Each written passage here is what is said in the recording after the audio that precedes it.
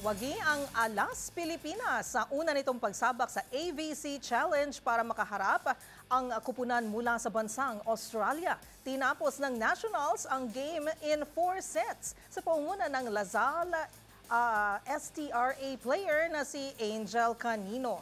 Ang buong detalye ihahatid sa atin ni Millie Borja. Nagtagumpay ang Alas Pilipinas sa una nitong pagsabak sa AVC Challenge Cup matapos talunin ang kupunan mula bansang Australia in 4 sets. Pinangunahan ng De La Salle University star spiker na si Angel Canino ang Nationals with game-high 17 points on 15 attacks, 1 block and an ace, bagging the best player of the game. Bagamat nagsimula ang laro with Aussies having the win at close 22-25, nakuha naman ng Alas Pilipinas sa kanilang ritmo sa laro, sweeping the following games by 22-25 sa second, 25-19 sa third at 25-16 sa fourth and last set.